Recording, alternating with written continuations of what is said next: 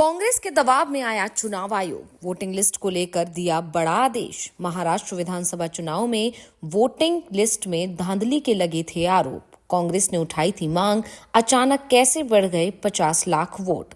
जिन सीटों पर बढ़ाए गए 25,000 वोट, उस पर हुआ बीजेपी का कब्जा। महाराष्ट्र विधानसभा चुनाव को लेकर चल रहा हंगामा अभी तक थमा नहीं है। कांग्रेस और इंडिया गठबंधन की तरफ से लगातार ये आरोप लगाए जा रहे हैं कि चुनावों में धांधली हुई है। प्रशासनिक मशीनरी और चुनाव आयोग दोनों ही बीजेपी को जिताने की कोशिश कर रहे थे। चुनाव ना तो पारदर्शी थे और ना ही लेवल का फील दिया गया था। एक तरफ पूरी सरकारी मशीनरी जुटी हुई थी, तो दूसरी तरफ जनता की ताकत से विपक्ष चुनाव लड़ रहा था और चुनाव में सरकारी मशीनरी को जीत मिल गई। इंडिया गठबंधन की तरफ से चुनाव आयोग को बाद में जो शिकायत सौंपी गई थी, उसमें सबसे बड़ा सवाल तो यही था कि विपक्षी दलों को अंतिम समय तक यही पता नहीं चल पा रहा था कि कहीं कितने मतदाताओं के वोट आखिरी समय पर काट दिए गए हैं। कांग्रेस ने मांग की थी कि मतदाता सूची में नाम काटने और जोड़ने की प्रक्रिया पारदर्शी होना चाहिए।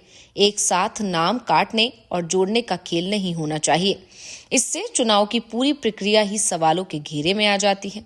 वैसे कांग्रेस की तरफ से ईवीएम को लेकर भी सवाल उठाए गए हैं, लेकिन मतदाता सूची का मामला इस समय सुर्खियों में छाया हुआ है, क्योंकि अब दिल्ली में विधानसभा चुनाव होने हैं और दिल्ली के पूर्व सीएम अरविंद केजरीवाल ने ये आरोप लगाए हैं कि सिर्फ 7 विधानसभा क्षेत्रों से ही बीजेपी के कहने पर 22,000 से ज्यादा मतदाताओं के नाम काट दिए गए हैं।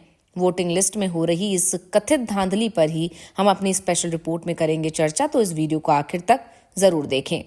चुनाव आयोग ने दिल्ली में वोटर लिस्ट के स्पेशल समरी रिवीजन के संबंध में आम आदमी पार्टी और भारतीय जनता पार्टी की चिंताओं और सवालों को लेकर निर्देश जारी किया है।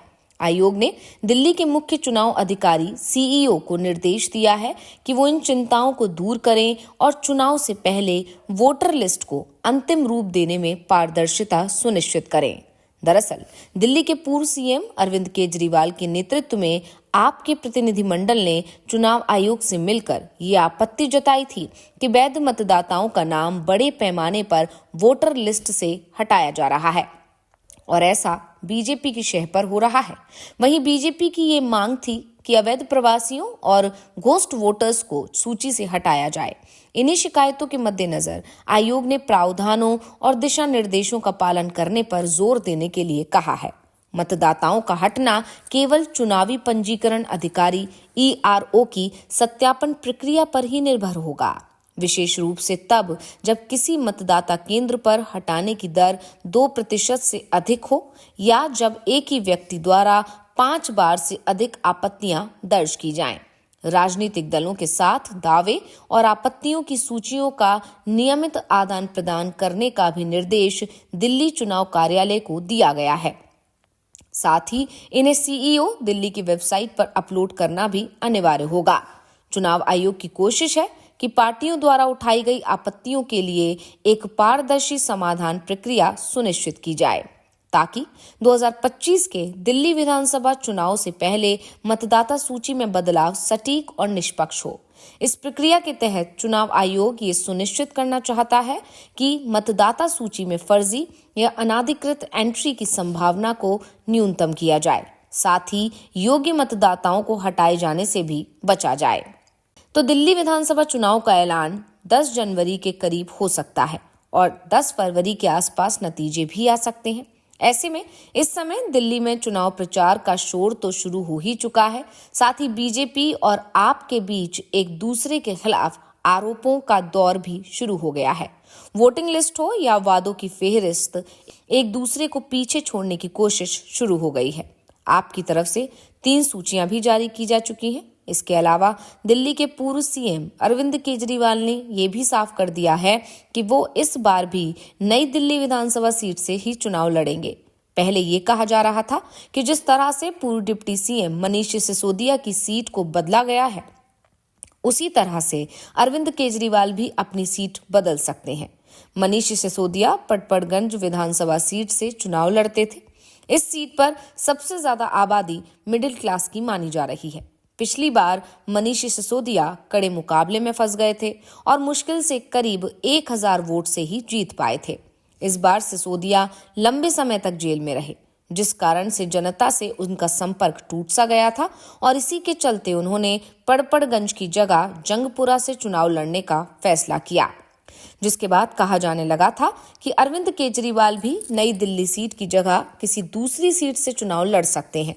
लेकिन केजरीवाल ने साफ कर दिया कि वो कहीं नहीं जा रहे हैं, वो नई दिल्ली से ही चुनाव लड़ेंगे। बता दें, कांग्रेस की तरफ से नई दिल्ली से पूर्व सांसद संदीप दीक्षित को चुनाव मैदान में उतारा गया है।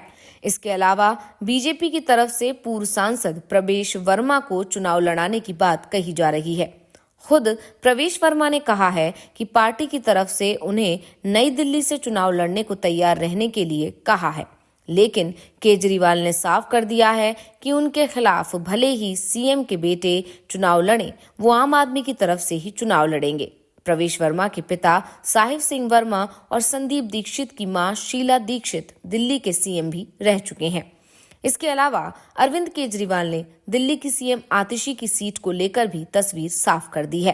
केजरीवाल ने कहा है कि आतिशी भी अपनी पुरानी सीट कालकाजी से ही चुनाव लड़ेंगी, जहां से वो पिछली बार यानी कि 2020 में भी बड़े अंतर से चुनाव जीतने में कामयाब रही थी। यानी केजरीवाल ने साफ कर दिया है कि अब जो लिस्ट सामने आने वाली है उसमें वो विधायक होंगे जिनके टिकट काटे नहीं जाने हैं।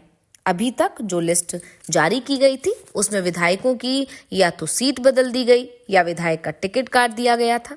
दरअसल इस बार दिल्ली में काफी कड़ा मुकाबला होने की उम्मीद जताई जा रही है। वैसे तो केजरीवाल की लोकप्रियता के आसपास बीजेपी में कोई भी नेता नहीं है, लेकिन केजरीवाल को इस बात का भी एहसास है कि लगातार 3 बार पार्टी उनके चेहरे पर चुनाव जीत चुकी है। इस बार भी उनके चेहरे पर पार्टी को वोट मिलेगा, लेकिन जनता स्थानीय विधायकों से नाराज है और इसी के चलते केजरीवाल ने कई विधायकों की सीट बदल दी है, तो कई विधायकों के टिकट काटकर जनता की नाराजगी को दूर करने की कोशिश की है। अब देखना यह है कि केजरीवाल ने जो दांव खेला है उसका कितना फायदा मिलता है। बता दें कि दिल्ली विधानसभा में 70 सीटें हैं। 2020 के विधानसभा चुनाव में इनमें से आपको 62 सीटों पर जीत मिली थी, जबकि बीजेपी सिर्फ 8 सीट पर ही सिमट गई थी। इससे पहले 2015 के चुनाव में तो बीजेपी को मात्र 3 सीट ही मिल पाई थी और आपका दावा है कि इस बार के विधानसभा चुनाव में भी वो 50 से ज्यादा सीटें जीतने वाली है।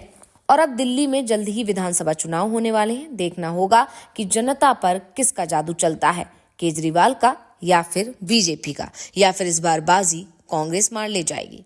तो रिपोर्ट आपको कैसी लगी हमें कमेंट करके अपनी राय जरूर दीजिएगा। इसी के साथ वीडियो को लाइक करें, वीडियो को शेयर करें और चैनल को सब्सक्राइब करना ना भूलें।